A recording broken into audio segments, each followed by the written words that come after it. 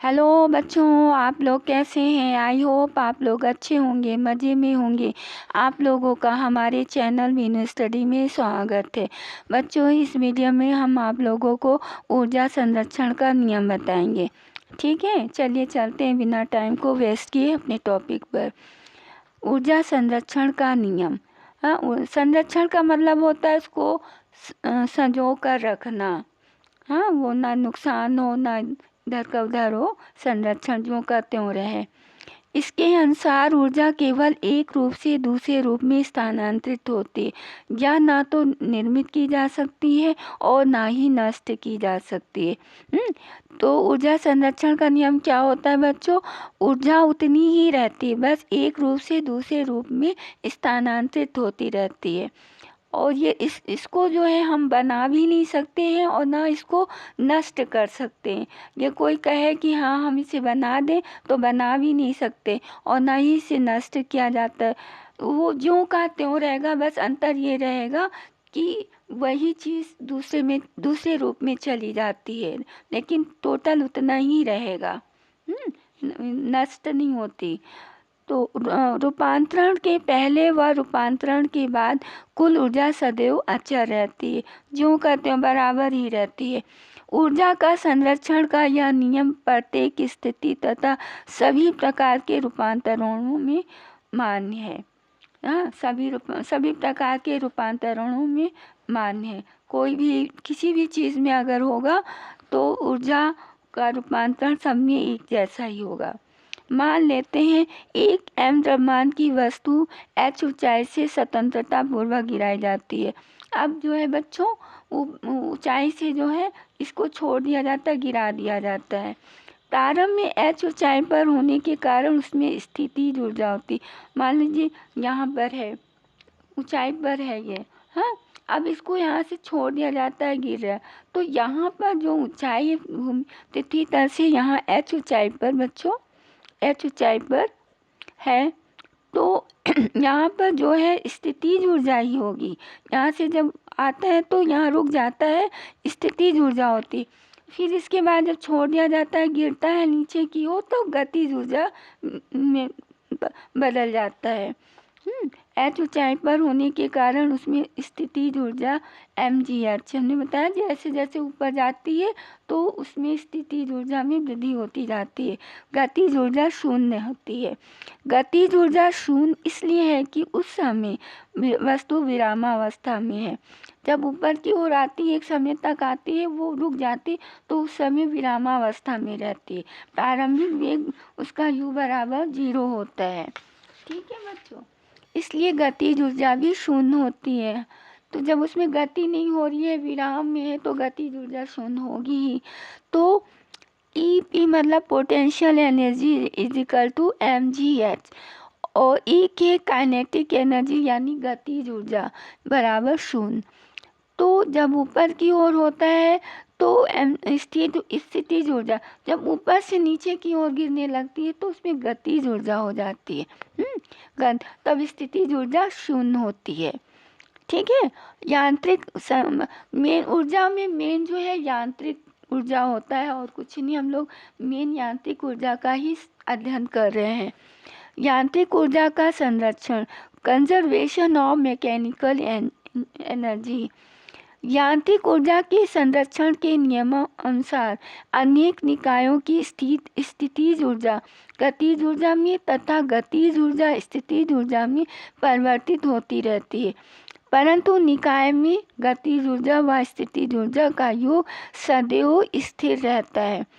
अब ऊपर है चाहे नीचे हो चाहे बीच में हो, मतलब वातावरण में जो है ऊर्जा जो है बराबर रहती। कुल ऊर्जा गतिज ऊर्जा स्थितिज ऊर्जा का योग दोनों बराबर ही होता है।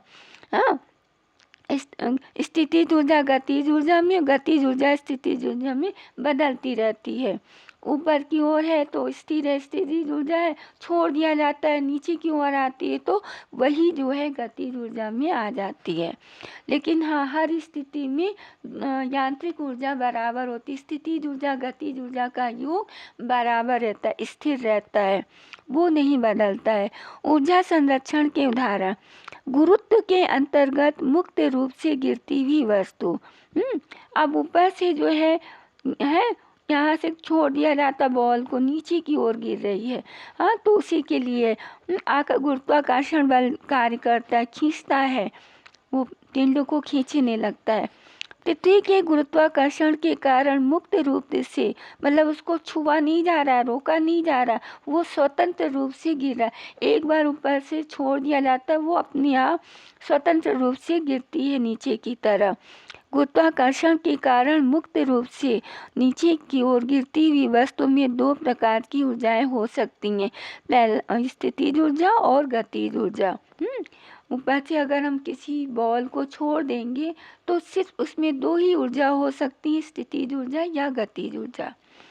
तो अब आते हैं, ये पृथ्वी की सतह है, और यहाँ पर जो है वस्तु है, ये वस्तु ए बिंदु पर है, एम द्रव्यमान की वस्तु यहाँ पर ऊपर की ओर रखा है। ये पृथ्वी की सतह है और ऊपर की ओर बिंदु ए पर एम द्रव्यमान की वस्तु रखी गई है। यहाँ से यहाँ तक की ऊंचाई h है बच्चों, ठीक है, यहाँ से यहाँ तक की ऊंचाई h है, h ऊंचाई पर है। तो हमको बिंदु ए पर मतलब यांत्रिक ऊर्जा देखना है। बिंदु ए पर माना एम द्रव्यमान की कोई वस्तु पृथ्वी की सतह से h ऊंचाई पर स्थित बिंदु ए पर विरामावस्था में यहाँ पर है, तो यहाँ पर रुकी हुई है विरामावस्था में, u बराबर 0 है। विरामावस्था, बिंदु ए पर वस्तु का वेग शून्य, यहाँ कोई गति नहीं कर रहा, कोई वेग नहीं है, कोई गतिज ऊर्जा नहीं है, वेग शून्य है, अतः यहाँ गतिज ऊर्जा का मान शून्य है। यहाँ वस्तु में केवल स्थितिज ऊर्जा, हमने कहा ऊंचाई पर जब होता है तो केवल स्थितिज ऊर्जा ही होती है।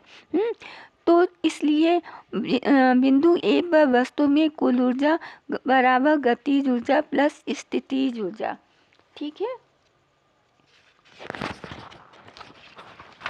अब टोटल क्या होगा, टोटल एनर्जी क्या होगा, गतिज ऊर्जा तो शून्य है प्लस स्थितिज ऊर्जा mgh होता है, तो mgh तो क्या होगा बराबर mgh।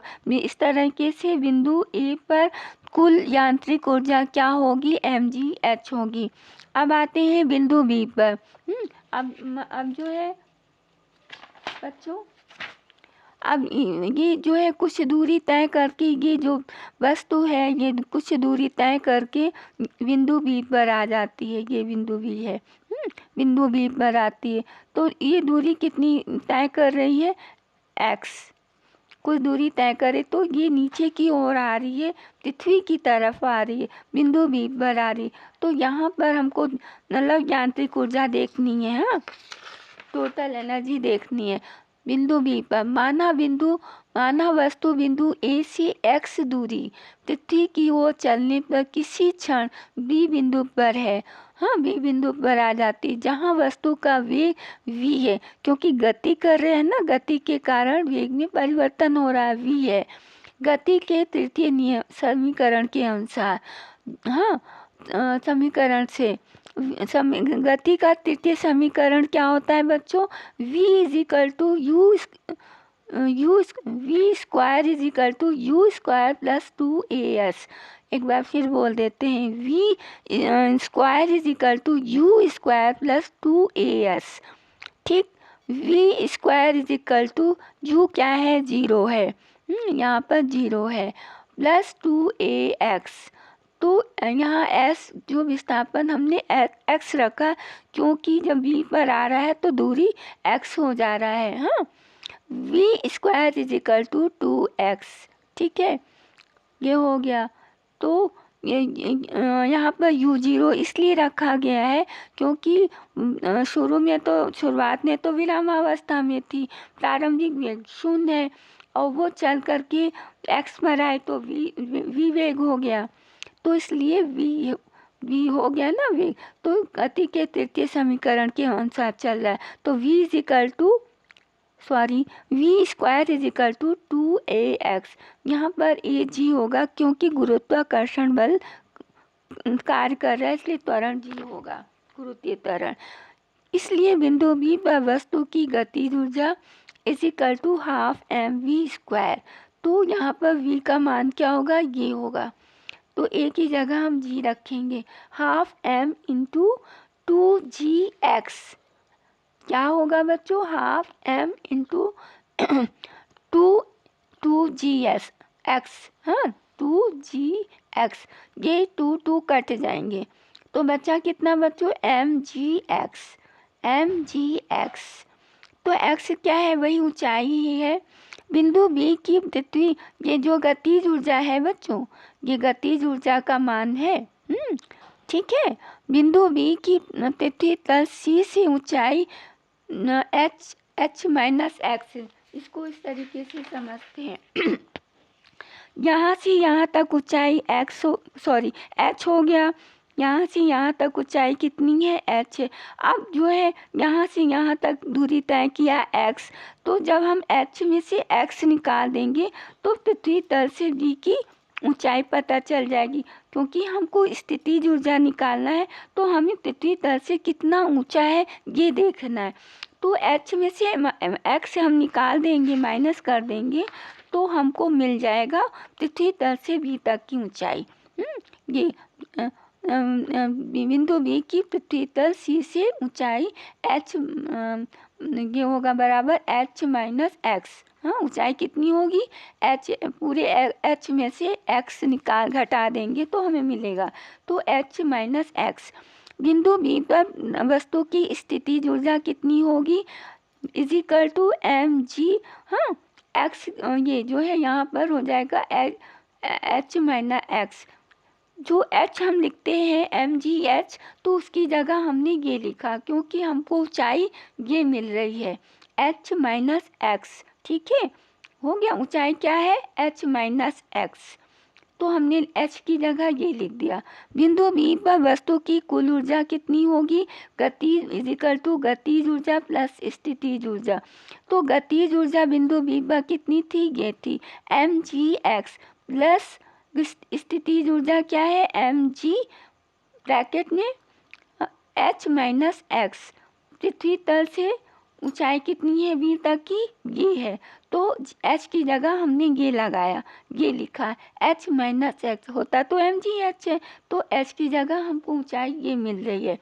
अब क्या होगा, इसको कायदे से हल करते हैं, mgx ये हो गया, प्लस mg को एक बार इससे गुणा करेंगे, mgh होगा, फिर माइनस, ये माइनस है, फिर mg को इससे भी गुणा करेंगे, ये हो गया माइनस mgx। ठीक हो गया बच्चों, इसको क्रॉस कर देंगे क्योंकि ये प्लस है, ये माइनस है, ये दोनों कट जाएंगे, बचता क्या है, ये mgh। बच्चों समझ में आ गया होगा, आई होप बहुत अच्छे से समझ में आ गया होगा। अब आते हैं अब ये देखिए बिंदु B पर क्या टोटल एनर्जी होगी, ये mgh, टोटल एनर्जी mgh, ये कुल ऊर्जा टोटल एनर्जी mgh। तो इस तरीके से बिंदु B पर भी mgh ऊर्जा होती है, यांत्रिक ऊर्जा, मैकेनिकल इंजन एनर्जी। अब आते हैं बिंदु C पर, ये जो बिंदु C जो है पृथ्वी तल पर है।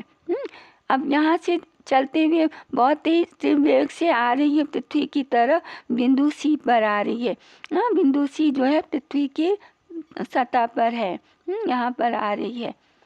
तो हमको यहाँ पर स्थितिज ऊर्जा और गतिज ऊर्जा देखनी है, पोटेंशियल यांत्रिक ऊर्जा निकालनी है बिंदु C पर। अब माना वस्तु पृथ्वी की सतह पर बिंदु C के अत्यधिक समीप है, अब ऊपर से नीचे गिरते हुए उस स्थान पर आ रही है जो कि पृथ्वी की सतह पर बिंदु C है, वहाँ के अत्यधिक समीप आ जा रही, एकदम निकट आ जा रही है। तथा वस्तु पृथ्वी से टकराने ही वाली है, इतना क्लोज है। इस समय इसकी स्थितिज ऊर्जा शून्य है, उसमें गतिज ऊर्जा बहुत तेज है, स्थितिज ऊर्जा शून्य है तथा उसमें केवल गतिज ऊर्जा ही है। इस स्थिति में वस्तु द्वारा गिरकर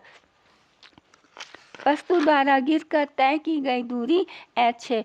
अब यहाँ से यहाँ b पर आए, b से यहाँ आए, पृथ्वी तल है, ये c है, इसकी बिल्कुल समीप है। बिंदु c पर आ गया है। हाँ, तो यहाँ पृथ्वी तल से और यहाँ तक की दूरी जो है मान लेते हैं h है। गिरते हुए यहाँ पृथ्वी तल के यहाँ तक आ रही है, तो यहाँ से यहाँ तक की दूरी h है। अब बिंदु C पर पृथ्वी वस्तु का वेग सूत्र क्या होगा? वही गति का नियम है, तृतीय नियम समीकरण, गति का तृतीय समीकरण के हिसाब से v square is equal to u square plus 2as से यहाँ पर जो है a क्या होगा? g है, क्योंकि गुरुत्वीय त्वरण लग रहा है, तथा x की जगह h होगा। हम विस्थापन s भी लिखते हैं, यहाँ पर x लिखे तो यहाँ पर h होगा, क्योंकि दूरी जो है h है। हाँ, यहाँ से पृथ्वी तल से और यहाँ तक की दूरी जो है h मान लेते हैं, तो v square is equal to u 0 ही रहेगा, क्योंकि प्रारंभिक अवस्था तो उसकी शून्य थी। u बराबर 0 प्लस 2gh, a की जगह g हो गया, s की जगह h हो गया। इसलिए बिंदु C पर वस्तु की गतिज ऊर्जा क्या होगी? बराबर हाफ mv स्क्वायर। गतिज ऊर्जा का सूत्र यही है, तो बराबर हाफ m ये 2gh। हाँ, ये 2gh किसके v स्क्वायर का मान है 2gh, ये 2 कट जाएगा, कितना आया? mgh। तो बिंदु C पर भी गतिज ऊर्जा mgh है। इसलिए बिंदु C पर वस्तु की कुल ऊर्जा क्या होगी? बराबर गतिज ऊर्जा प्लस स्थितिज ऊर्जा। यहाँ पर स्थितिज ऊर्जा शून्य है, केवल गतिज ऊर्जा है, तो गतिज ऊर्जा प्लस स्थितिज ऊर्जा, तो कुल ऊर्जा बराबर mgh ये हो गया प्लस 0, तो टोटल एनर्जी क्या होगी? mgh होगी। इस तरीके से बिंदु C पर भी mgh ही है कुल ऊर्जा का कहीं भी लॉस नहीं हुआ। ठीक है, अतः गुरुत्वीय बल के अंतर्गत मुक्त रूप से गिरती हुई वस्तु की कुल यांत्रिक ऊर्जा हमेशा नियत रहती है। यही यांत्रिक ऊर्जा का संरक्षण नियम है, कहीं लॉस नहीं होता, या तो इसमें रहेगा या तो इसमें रहेगा, कहीं लॉस नहीं होती, बराबर हर बिंदु पर बराबर रहती। अब दूसरा उदाहरण ये है सरल लोलक का है, ये सरल लोलक है। हाँ, अब ये जो होता है ऐसी जैसे ये है, ऐसे चक्कर लगाता रहता है, ऐसे चक्कर लगाता रहता है, तो ये बिंदु A है, ये बिंदु B है। तो बिंदु A पर जब आती है, बिंदु B पर जाती है, तो ये शांत होते हैं और रुक जाती है। यहाँ से शुरू होती, यहाँ आती, तो यहाँ पर स्थितिज ऊर्जा ज़्यादा होती है। जब यहाँ आती है तो ये माध्य स्थिति है O, तो यहाँ पर गतिज ऊर्जा ज़्यादा होती, बहुत ज़्यादा होती, स्थितिज ऊर्जा नहीं होती है। यहाँ से जब यहाँ आती है तो गतिज ऊर्जा होती, फिर जब यहाँ जाती है तो यहाँ की रुक जाती, तो स्थितिज ऊर्जा बढ़ती। इस तरीके से बिंदु A और बिंदु B पर पोटेंशियल एनर्जी यानी स्थितिज ऊर्जा ज़्यादा रहती है, और यहाँ पर केवल गतिज ऊर्जा होती, क्योंकि इसमें बहुत तेज वेग होता है। यहाँ से चलती है, बहुत तेज़ी से जाती, फिर यहाँ तक रुक जाए, ऐसे जाएगी, ऐसे जाएगी, यहाँ रुक जाएगी, फिर यहाँ से ऐसे जाएगी, यहाँ रुक जाएगी, तो बीच में गतिज ऊर्जा ज़्यादा होती है। तो इस तरीके से यहाँ पर काइनेटिक एनर्जी ज़्यादा है, पोटेंशियल एनर्जी A और बिंदु B पर ज़्यादा रहती। बाकी यहाँ मतलब यांत्रिक ऊर्जा रहती है, बराबर रहती है। यहाँ पर केवल स्थितिज ऊर्जा होगी, यहाँ का मतलब गतिज ऊर्जा होगी, और यहाँ पर जो होता है यांत्रिक ऊर्जा, मतलब दोनों का मेल होता है, बराबर होता है। तो ये लिखा है यांत्रिक ऊर्जा है, यहाँ पर समान रहती है। यहाँ केवल स्थितिज ऊर्जा, यहाँ केवल स्थितिज ऊर्जा, यहाँ गति, बाकी सब में इधर उधर जो है यांत्रिक ऊर्जा रहती है, मतलब गतिज ऊर्जा भी होती है, स्थितिज ऊर्जा, दोनों का योग रहता है, बराबर रहता है। ठीक है बच्चों, आई होप ये बातें आप लोगों को अच्छे से समझ में आ गया होगा। आपको मेरी वीडियो अच्छी लगी तो लाइक कीजिएगा, सब्सक्राइब कीजिएगा, बेल आइकन को प्रेस करना मत भूलिएगा। Thank you watching this.